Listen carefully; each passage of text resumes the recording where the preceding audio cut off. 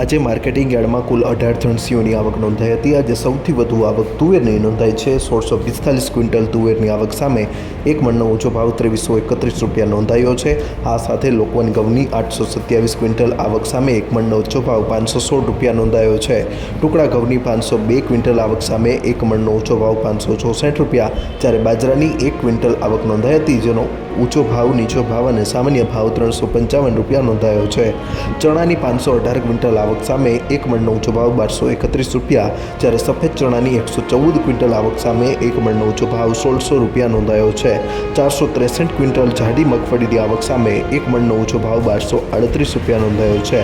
430 quintal ધાણાની આવક સામે એક મણનો ઊંચો ભાવ 1585 રૂપિયા, જ્યારે 40 ક્વિન્ટલ તલની આવક સામે એક મણનો ઊંચો ભાવ 2530 રૂપિયા નોંધાયો છે। આજે 568 ક્વિન્ટલ સોયાબીનની આવક નોંધાઈ હતી, જેનો ઊંચો ભાવ 893 રૂપિયા એક મણનો નોંધાયો છે। 6 ક્વિન્ટલ કલંજીની આવક સામે એક મણનો ઊંચો ભાવ 3315 રૂપિયા નોંધાયો હતો।